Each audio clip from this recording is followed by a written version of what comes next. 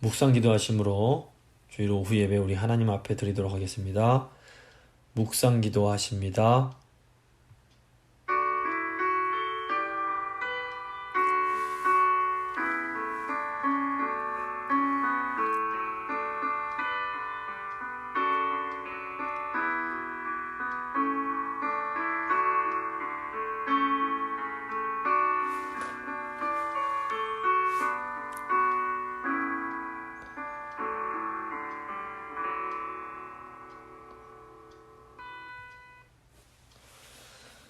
사도신경으로 우리의 신앙을 고백합니다.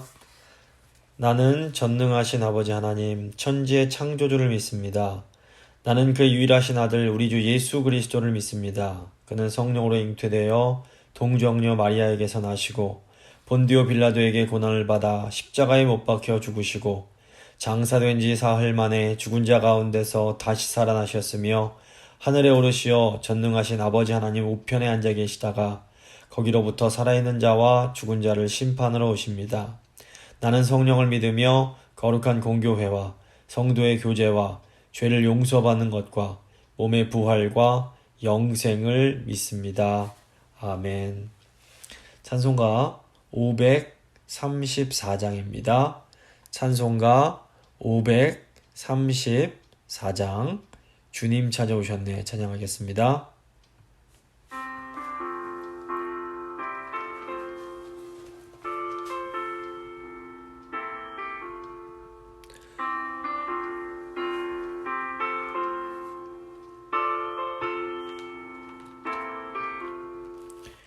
주님 찾아오셨네 모시어 드리세 사시련을 쓰셨네 모시어 드리세 우리 죄를 삭하려 십자가를 지셨네 받은 고난 크셔라 모시어 드리세 보라 성자 오셨네 모시어 드리세 영광 중에 계신 주 모시어 드리세 헛된 교만 버리고 우리 구주 모시어 영원 복락 누리세 모시어 드리세 겸손한 자 찾도다 모시어 드리세 하늘에서 부르네 모시어 드리세 좋은 자리 드리고 주실 은혜 구하세 하늘나라 세우세 모시어 드리세 주여 내가 믿으니 오소서 오소서 주여 환영하오니 오소서 오소서 생명길로 이끄사 슬픔 위로하시고 진리 알게 하소서 오소서 오소서 아멘.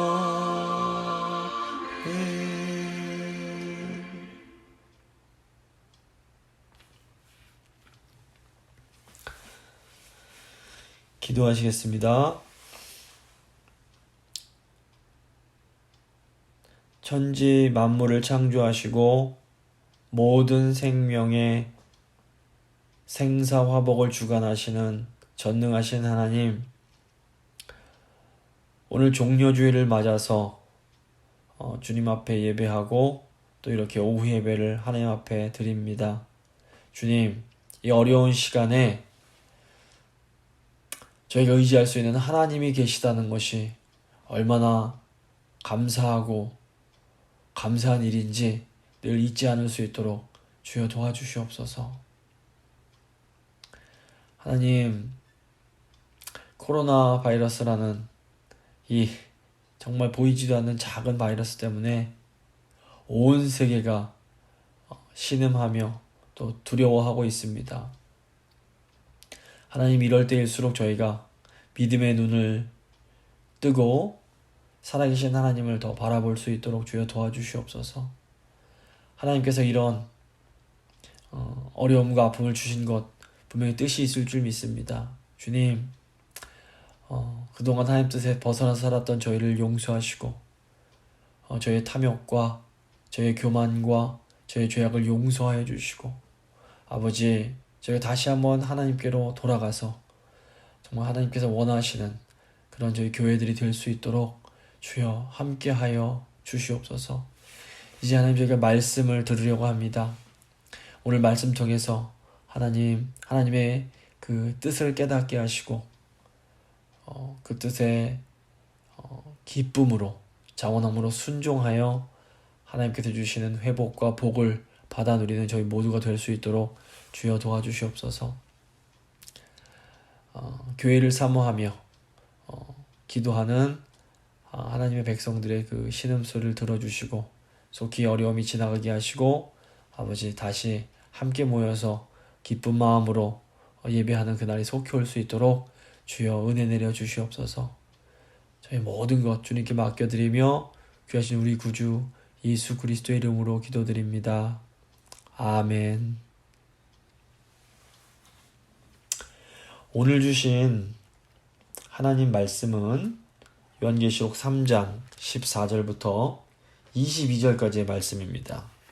요한계시록 3장 14절부터 22절까지의 말씀 제가 봉독해 드리도록 하겠습니다. 라오디게아 교회의 사자에게 편지하라. 아멘이시요 충성되고 참된 증인이시요 하나님의 창조의 근본이시니가 이르시되, 내가 내 행위를 아노니 내가 차지도 아니하고 뜨겁지도 아니하도다. 내가 차든지 뜨겁든지 하기를 원하노라. 내가 이같이 미지근하여 뜨겁지도 아니하고 차지도 아니하니 내 입에서 너를 토하여 버리리라. 내가 말하기를 나는 부자라 부유하여 부족한 것이 없도다 하나 내 곤고한 것과 가련한 것과 가난한 것과 눈먼 것과 벌거벗은 것을 알지 못하는도다. 내가 너를 권하노니 내게서 불로 연단한 금을 사서 부유하게 하고 흰옷을 사서 입어 벌거벗은 수치를 보이지 않게 하고 안약을 사서 눈에 발라 보게 하라. 물은 내가 사랑하는 자를 책망하여 징계하노니 그러므로 내가 열심을 내라. 회개하라. 볼지어다 내가 문 밖에 서서 두드리노니 누구든지 내 음성을 듣고 문을 열면 내가 그에게로 들어가 그와 더불어 먹고 그는 나와 더불어 먹으리라. 이기는 그에게는 내가 내 보좌에 함께 앉게 하여 주기를 내가 이기고 아버지 보좌에 함께 앉은 것과 같이 하리라. 귀 있는 자는 성령이 교회들에게 하시는 말씀을 들을지어다. 아멘.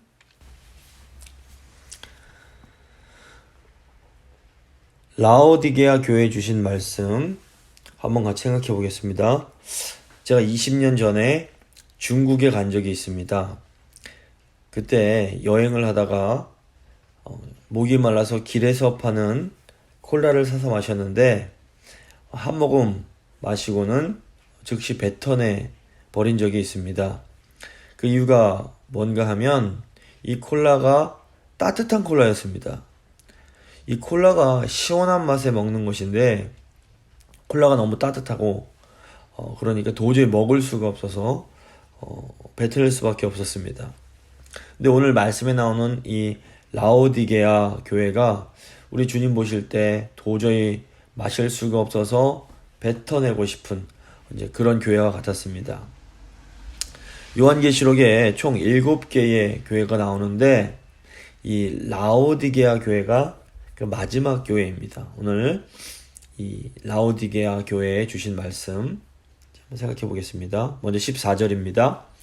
라오디게아 교회의 사자에게 편지하라. 이 라오디게아는 소아시아 중부에 있는 도시입니다. 맨 그 위에서부터 버가모, 두아디라, 사데, 빌라델비아가 있고 이 가장 남쪽에 라오디게아가 있었습니다. 이 도시는 주전 3세기에 안티오쿠스라는 왕이 이제 세운 도시입니다. 이 라오디게아라는 도시 이름이 이 안티오쿠스 왕의 아내였던 라오디체의 이름을 따서 만든 도시입니다. 이제 라오디게아 지방에 유명한 것이 세 개가 있었습니다. 첫째로 이 라오디게아는 아주 돈이 많은 부유한 도시였습니다. 이 목초지가 좋아서 검은 양모를 많이 생산을 했는데 그 수입이 상당했다고 합니다. 그래서 주후 60년경에 제가 지난주에도 한번 말씀드렸는데 그 소아시아 일대 큰 지진이 났습니다. 근데 이때 이 라오디게아 지역은 다른 도시의 도움을 전혀 받지 않고 자기 스스로 그 도시를 재건할 수 있을 만큼 재정이 탄탄했다고 합니다.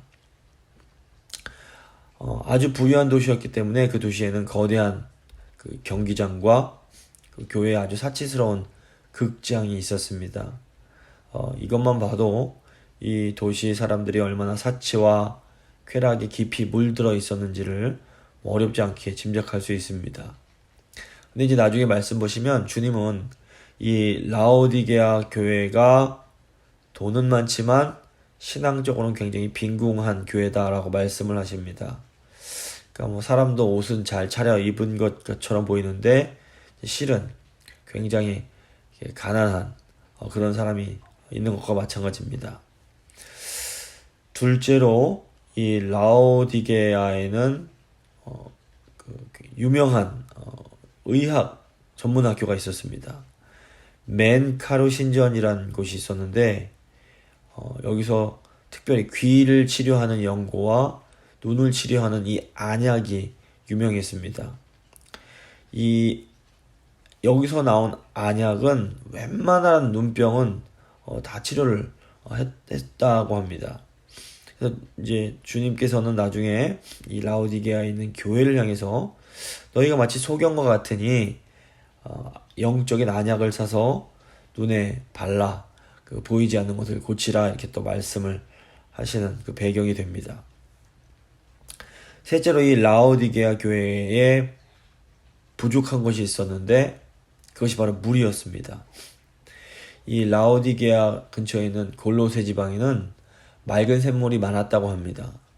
또 라오디게아 근처에 있는 히에라폴리스라는 곳에는 온천이 유명했습니다.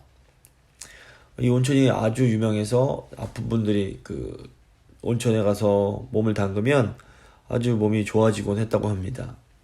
그런데 이 라오디게아의 경우에는 찬 샘물도 없고 뜨거운 온천도 없었습니다. 그래서 이 온천이 있는 히에라폴리스로부터 수도관을 통해서 그 온천물을 끌어왔는데 이 온천물에는 광물이 많이 포함되어 있기 때문에 이 오는 동안에 그 온천물이 식으면 그 뿌옇게 식은 물이 되어서 이 마시기가 굉장히 곤란했다고 합니다. 그래서 주님은 라오디게아 교인들을 향해서 지금 너희 상태가 이 식은 물맛과 같다라고 이제 말씀을 하시는 겁니다. 그래서 라오디게아 교회는 어떤 환란이나 거짓 선지자의 어려움이 없었음에도 불구하고 이 교회들 중에서 가장 위선되고 변질된 신앙을 가지고 있었습니다. 이제 안타깝게도 정작 본인들은 자기들의 상태를 전혀 알지 못하고 있었던 겁니다. 주님이 너무 답답하셔서 내가 너희를 입에서 토해버리겠다라고 이제 말씀을 하십니다. 14절 계속 보시면 아멘이시오 충성되고 참된 증인이시오 하나님의 창조의 근본이시니가 이르시되 예수님께서 이 교회에 아멘이시오 충성되고 참된 증인으로 나타나십니다. 아멘은 참으로 진실하다라는 의미입니다. 하나님 말씀이나 저희가 기도 그리고 또 찬송 후에 저희가 아멘 이렇게 반응을 합니다. 이때 아멘은 네 참으로 그렇습니다. 이것은 매우 진실한 말씀입니다 라는 동의를 의미합니다. 또 복음서를 보시면 예수님께서 진실로 진실로 너에게 이르노니 이렇게 말씀을 하시는데 여기서 진실로 진실로가 아멘, 아멘입니다. 이것은 틀림없는 하나님 말씀이다 라는 의미입니다. 이 교회가 존재하는 것은 아멘인 진리를 소유하고 있기 때문에 그렇습니다. 이 진리는 틀림없고 이 진리를 믿으면 확실하게 구원을 받을 수 있고 하나님의 은혜를 받게 됩니다. 예수님은 이 진리를 위해서 오셨고 또 이 진리를 위해서 죽으셨습니다. 예수님은 죽기까지 이 진리를 증거하셨습니다. 그런데 이 영적인 세계는 눈에 보이지 않는 세계이기 때문에 사람들이 마치 자기 생각을 진리인 것으로 말하는 경우가 많습니다. 이렇게 자기 말이 진리인 것인 양 그런 말하는 사람들의 특징이 굉장히 신비스럽고 어딘지 모르게 좀 이상한 느낌이 나는 것입니다. 근데 참 이상하게도 많은 사람들이 이렇게 신비한 얘기를 하는 사람들을 쫓아가는 경우가 많습니다.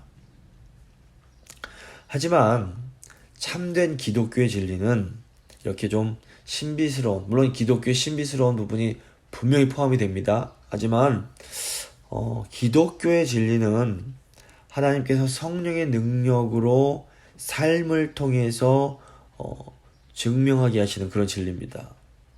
그래서 이 참 진리를 믿는 사람들의 삶을 통해서 그 결과가 나타나는 것이 교회의 아멘의 진리입니다. 주님께서 라오디게아 교회에 아멘이시오 참된 증인으로 나타나신 이유가 무엇일까요? 라오디게아 교회가 이 참된 아멘의 진리의 능력을 완전히 잃어버린 그런 교회였기 때문입니다.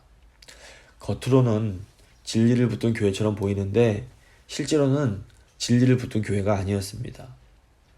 그래서 이제 변질된 교회는 인간의 이런 생각 위에 기독교의 진리를 살짝 포장을 해서 가르칩니다. 겉보기에는 기독교 같지만 그 안을 조금만 잘 들여다보면 온갖 인간의 그런 잘못된 생각들로 가득합니다. 이런 가르침은 우리 주님 보시기에는 입에 넣었다가 뱉어버릴 수밖에 없는 그런 변질된 가르침이라고 볼 수 있습니다. 예수님께서 또 이제 하나님의 창조의 근본으로 나타 자신을 드러내십니다. 이것은 예수 그리스도의 증거가 참으로 충성되며 참으로 깊고 참으로 넓은 것임을 우리에게 알려줍니다. 예수 그리스도는 하나님께서 창조하신 모든 만물의 시작과 근원이 되십니다. 그리스도가 없이는 존재하는 것이 없으며 이 만물의 역사가 오직 예수 그리스도를 통해서만 존재할 수가 있습니다. 그래서 사실 모든 피조물들은 예수 그리스도를 중심에 모실 때만 비로소 그 가치가 드러날 수가 있습니다. 그런데 이 라오디게아 교회의 경우에는 안타깝게도 예수님과 전혀 상관없이 자기들끼리 일을 했습니다. 그러니까 예수님께서 그 교회의 으뜸이 되시는 것이 아니라 사람들이 으뜸이 되어 있었습니다. 많은 예배와 많은 행사와 많은 활동이 있었지만 이 교회는 주님의 다스림을 받지 않고 주님과는 아무 상관이 없는 자기 멋대로 행하는 그런 교회였던 겁니다. 그러니까 라오디게아 교회를 꽉 채우고 있는 것들이 우리 주님의 눈에는 너무 가증스럽고 추해서 입에서 토해서 내칠 수밖에 없는 이제 그런 상태였던 겁니다. 저희가 오전 예배 시간에 우리 예수님께서 성전에서 매매하는 자들, 환전하는 자들을 다 이렇게 내쫓으시는 그런 내용이 나오는데 이 라오디게아 교회의 그 상황이 이와 굉장히 비슷했던 것 같습니다. 교회는 반드시 사도들의 증거인 하나님의 그 말씀, 성경 위에 세워져 있어야 합니다. 교회가 하나님의 말씀을 버리고 자기들 멋대로 하려고 하면 그 교회는 곧 이제 라오디게아 교회처럼 되는 것입니다.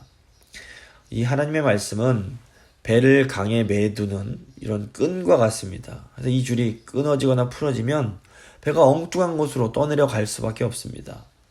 그래서 오늘날에도 교회가 정말로 조심해야 할 것이 하나님의 말씀을 제쳐놓고 자기 나름대로 믿는 겁니다. 이런 교회는 보면 열심은 있어 보이는데 이 열심이 하나님의 뜻을 따르는 열심이 아니라 자기 열심이기 때문에 오히려 열심이 더 위험하다고 볼 수 있습니다. 이제 두 번째 책망으로 넘어갑니다. 15절 보시면 내가 내 행위를 아노니 내가 차지도 아니하고 뜨겁지도 아니하도다. 내가 차든지 뜨겁든지 하기를 원하노라.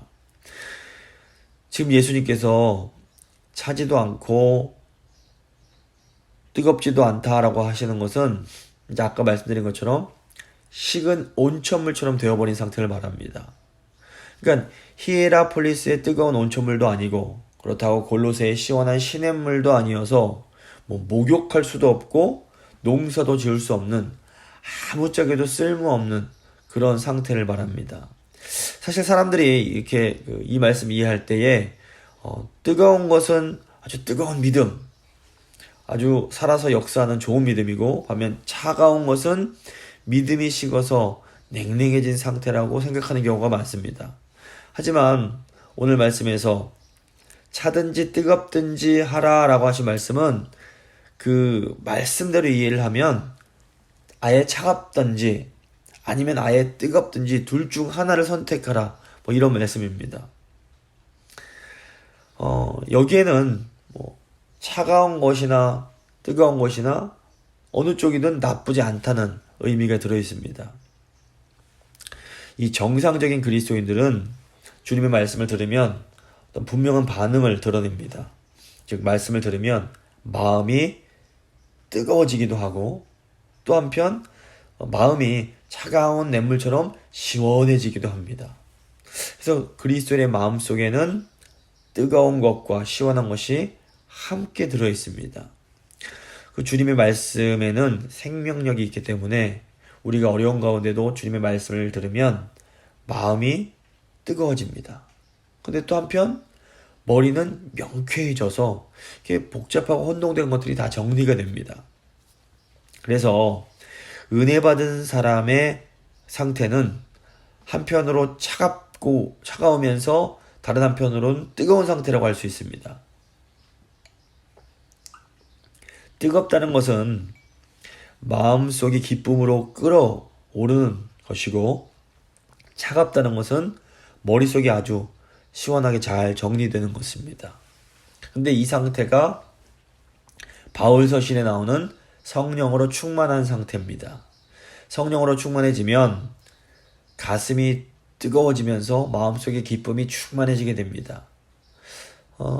하지만 동시에 성령으로 충만하면 머리는 더 맑아지고 모든 혼동이 사라지고 모든 것을 더 섬세하고 정확하게 볼 수 있어서 어떤 일들을 바르게 처리할 수 있게 됩니다. 근데 이제 술을 마시면 몸은 뜨거워지고 얼굴이 붉어지고 눈이 충혈이 됩니다. 그런데 머리는 혼탁해지고 판단이 둔해지면서 결국 실수를 하게 됩니다.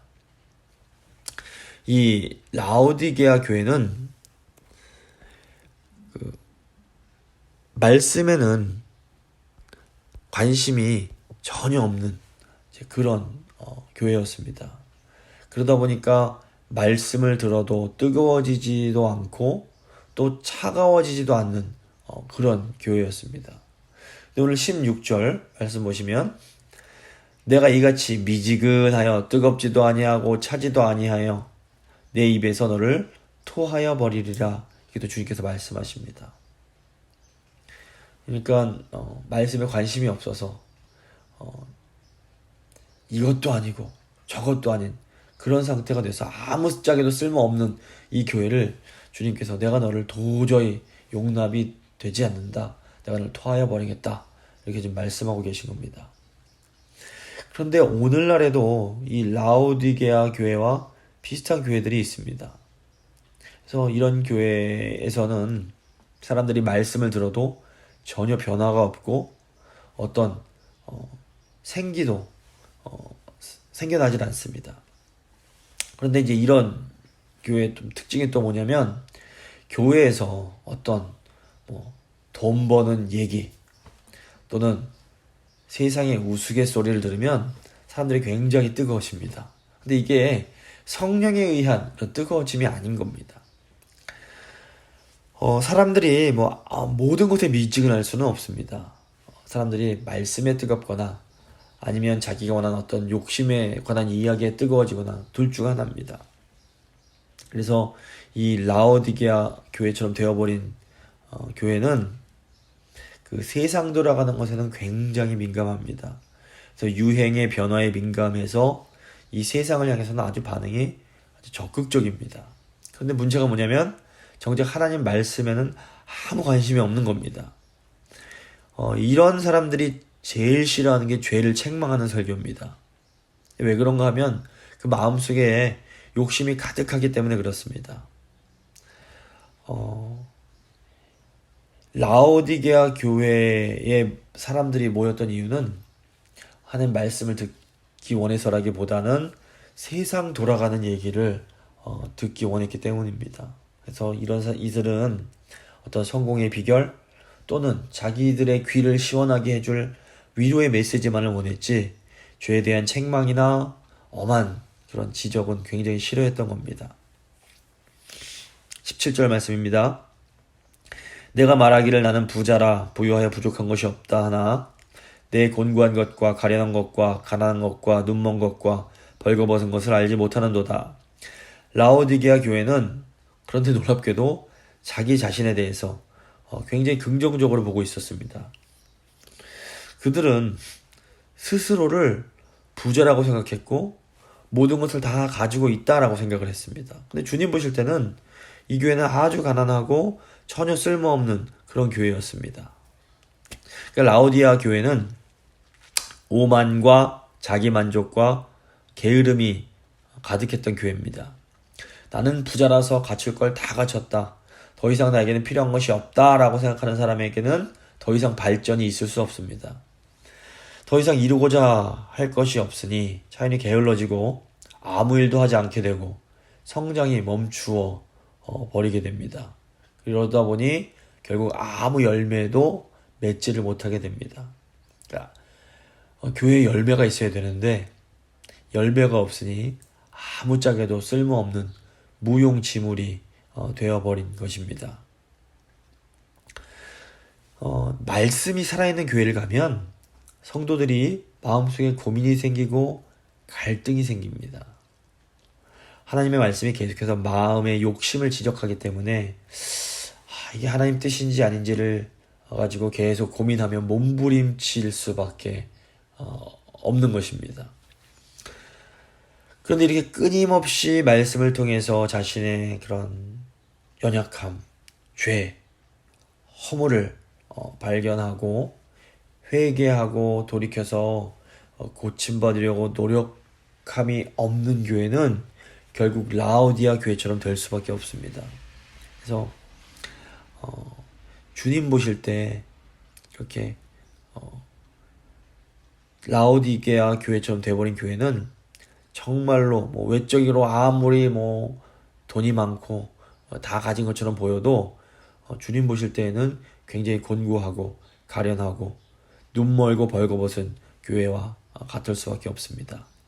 곤고하다라는 것은 마음속에 그 근본적인 구원에 대한 확신이 없는 상태를 말합니다. 가련한 것은 이게 영적으로 병들었기 때문에 굉장히 불쌍한 겁니다. 또 이런 교회는 성령의 역사와 성령님이 주시는 열매가 뭔지를 모릅니다. 그래서 눈이 멀어 있는 상태요, 굉장히 부끄럽고 벌거벗은 상태와 같습니다.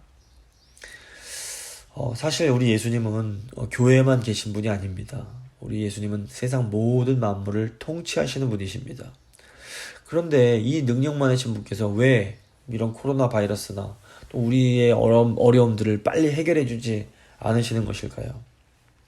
그래서 우리 주님이 우리가 이 라오디게아 교회처럼 되지 않기를 원하시기 때문에 그렇습니다. 이 라오디게아 교회처럼 되지 말고 믿음에 있어서 먼저 부요한 자가 되라는 것입니다. 주님은 우리가 이 어려운 상황 속에서 하나님 앞에 먼저 가난한 마음으로 나와서 무릎 꿇고 이 하나님만 의지하기를 원하십니다.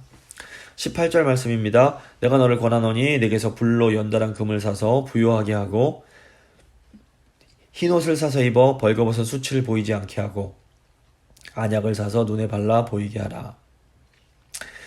주님께서 지금 이제 라오디게아 교회에 필요한 것을 세 가지를 말씀하십니다. 첫째로 불로 연단한 금을 사라 이렇게 말씀하십니다. 왜 불로 연단을 해야 합니까? 가짜 금이 너무 많기 때문에 그렇습니다.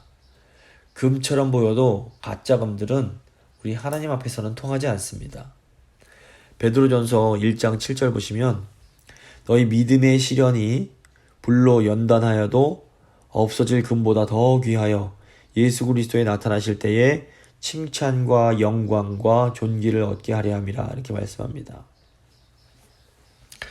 세상에서 가장 귀한 것이 그 고난을 통과한 연단된 믿음입니다.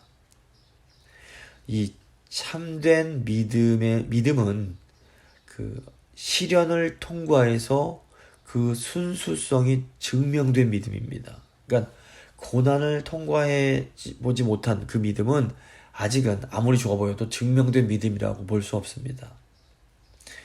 주님께서 가장 부유한 것으로 인정하고 계신 것이 바로 이 시련을 통과한 믿음입니다.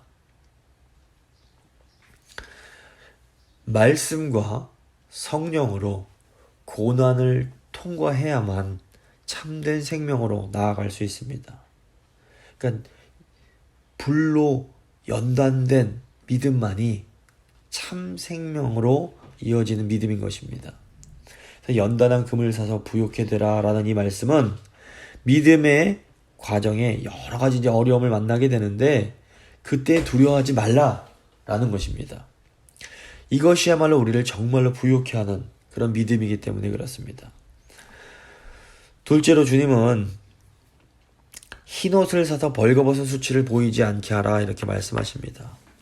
흰옷은 두 가지 의미가 있는데 우선 우리가 복음을 믿음으로 받아들일 때에 하나님 앞에서 의롭게 되는 것을 의미합니다. 이것을 이제 신학적으로 칭의라고 합니다.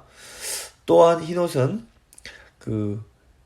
계속해서 의로운 흰옷을 입고 살아가는 것을 의미합니다. 이것을 신학적으로 성화라고 말합니다. 이 흰옷에는 이 칭의와 성화가 모두 포함이 됩니다. 이 두 가지는 서로 분리될 수가 없습니다.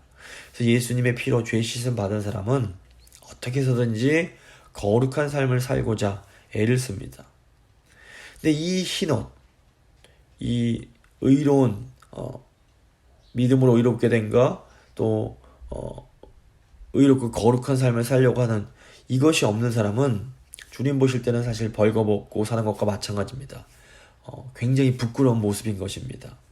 그래서 주님은 이 흰옷을 사서 이 벌거벗은 수치를 보이지 않게 하라 이렇게 말씀을 하십니다. 또 세 번째로 주님은 안약을 사서 눈에 발라 보게 하라 이렇게 또 말씀하십니다. 이 본다라는 것은 영적인 분별력을 말합니다. 저희가 무슨 일을 할 때 그 의미를 알고 해야 합니다. 근데 사실 신앙생활 하면서 정말 힘든 게 뭐냐면 이게 하나님 뜻인지 아닌지 잘 분간이 안 되는 것입니다. 그런데 사실상 이 분별력은 이렇게 뭔가 모르는 이 어려운 상황 속에서 주님 뜻을 따르려고 애를 쓰는 과정 중에 이렇게 생겨나게 됩니다. 우리 삶에는 이게 죄인지 죄가 아닌지 분명하지 않은 일들이 굉장히 많습니다. 이렇게 애매하고 잘 알지 못하는 이런 상황 속에서 주님 주신 말씀 가지고 어떻게 해서라도 주님 뜻대로 살고자 죄 짓지 않고자 애쓰는 과정 중에서 이 영적 분별력이 자라나게 됩니다. 이렇게 세밀하고 정확한 영적 분별력을 성경에서 지혜라고 부릅니다. 이 지혜는 말씀을 붙들고 우리 실제 삶에서 순종하려고 애쓰는 과정 중에 이제 자라나는 그런 것입니다. 그런데 안타깝게도 이 라오디게아 교회는 이런 애씀, 이런 노력, 이런 고민이 전혀 없었습니다. 말씀 듣는 게 귀찮다 보니까 결국 모든 분별력이 다 사라지게 된 것입니다. 19절입니다. 물은 내가 사랑하는 자를 책망하여 징계하노니 그러므로 내가 열심을 내라 회개하라. 우리 주님께서 책망하시는 것은 아직은 기회가 있다는 의미입니다. 주님께서 이 교회에 열심을 내라 회개해라 이렇게 말씀하십니다. 하나님에 대한 사랑도 식고 또 성도들 사이에 사랑도 식어버린 이 교회를 향해서 주님께서 다시 한번 기회를 주시는 것입니다. 저희가 돈을 잃어버리는 것은 작은 것을 잃는 것입니다. 저희가 좀 요즘 상황이 어려워서 경제적으로 힘든 분들이 많은데 이게 굉장히 힘들지만 그래도 돈을 잃어버리는 것은 작은 것을 잃어버리는 것입니다. 그런데 건강을 잃는 것은 꽤 큰 것을 잃어버리는 것입니다. 지금 집에 계셔서 답답하실 텐데 그래도 식사도 잘 하시고 잠도 잘 주무시고 또 운동도 하셔서 이 건강관리 좀 잘 하시면 좋겠습니다. 그런데 우리가 성도가 신앙을 잃어버리는 것은 전부를 모든 것을 잃어버리는 것입니다. 신앙의 그 뜨거움을 잃어버리고 신앙의 눈물을 잃어버리는 것은 성도가 가장 귀한 보물을 잃어버리는 것입니다. 근데 우리 주님께서 이런 신앙을 잃어버린 자들을 향해서도 더 이상 그 실수를 두려워하지 말고 처음에 그 뜨거운 열심을 회복해라 이렇게 말씀해 주십니다. 20절입니다. 볼지어다 내가 문 밖에 서서 두드리노니 누구든지 내 음성을 듣고 문을 열면 내가 그에게로 들어가 그와 더불어 먹고 그는 나와 더불어 먹으리라. 굉장히 유명하고 이 아름다운 말씀이 교만하여 말씀에서 멀어져 버린 더 이상 미지근하게 되어서 도저히 마실 수 없는 그런 물과 같이 되어버린 이 라오디게아 교회를 향해서 주신 말씀이란 사실이 너무너무나 중요합니다. 우리 주님은 이 라오디게아 교회처럼 엉망이 되어버린 그런 사람들도 여전히 너무나 사랑하고 계십니다.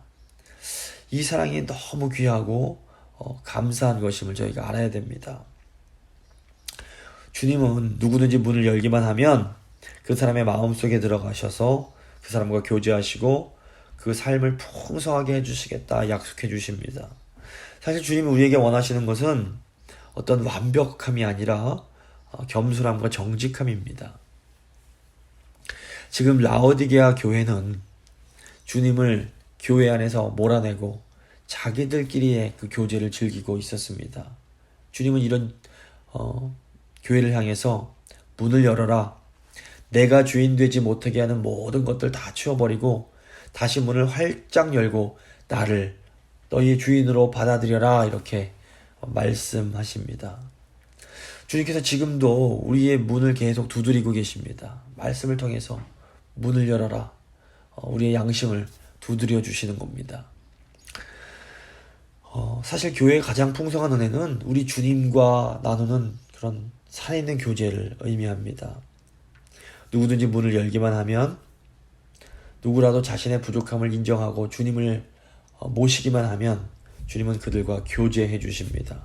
주님은 겸손하게 마음을 여는 사람을 모든 것이 풍성한 왕의 잔치로 초대하십니다.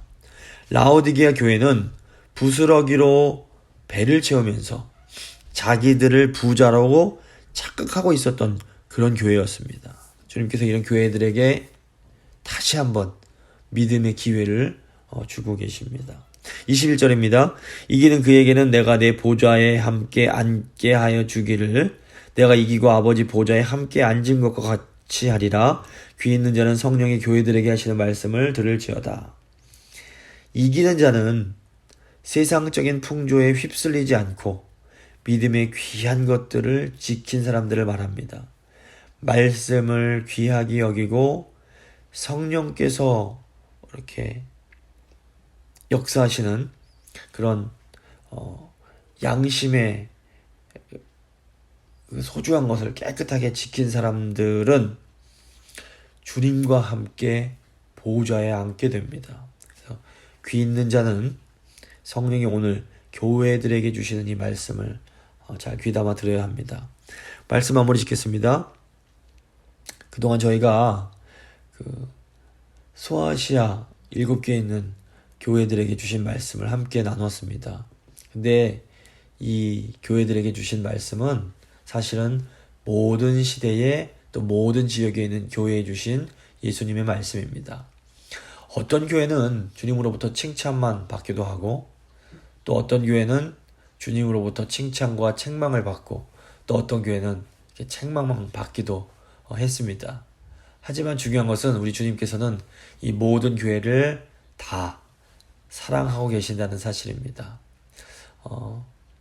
저희가 이 주님의 그 사랑을 기억하면서 오늘 말씀에 들은 대로 주님의 말씀을 소중히 여기고 끝까지 주님만 바라보며 주님께 마음문을 열고 주님을 주인으로 모셔서 주님이 주시는 그런 풍성한 은혜를 누리며 살 수 있게 되기를 간절히 소망합니다.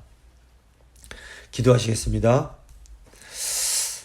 하나님 아버지, 저희가 그동안 교회에 주신 말씀을 저희가 들었습니다.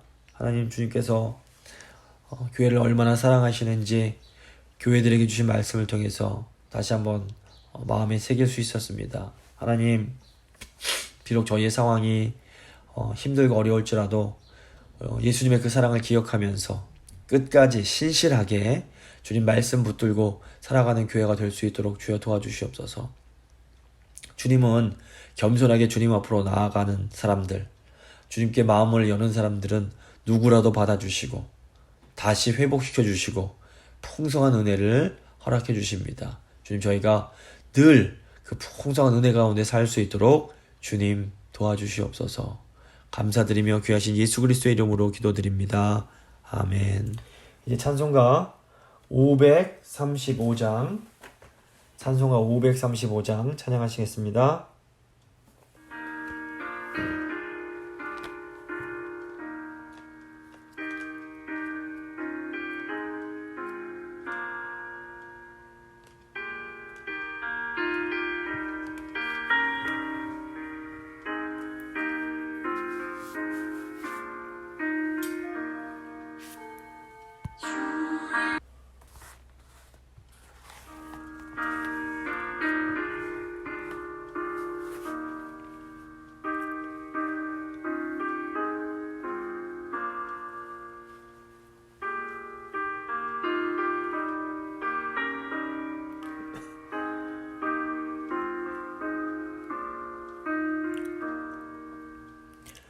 주 예수 대문 밖에 기다려 섰으나 단단히 잠가두니 못 들어오시네.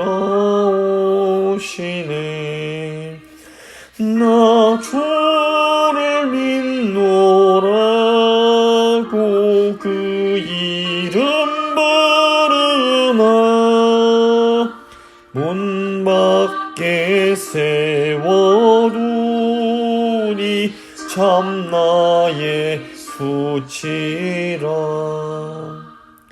문 두드리는 손은 못 박힌 손이요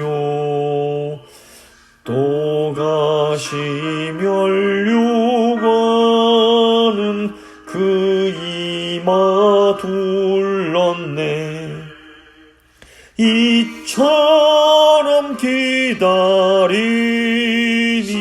참 사랑이로다.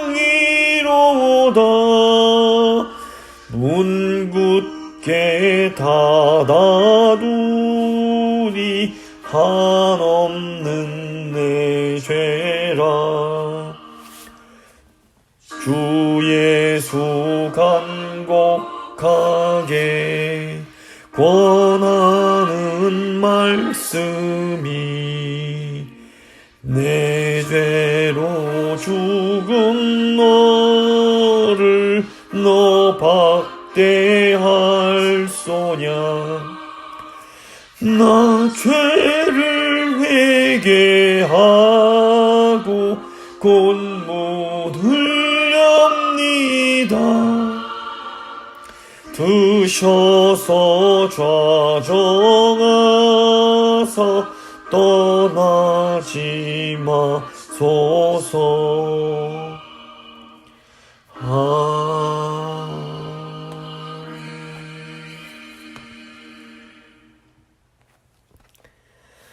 이제 주님 가르쳐 주신 기도 하겠습니다.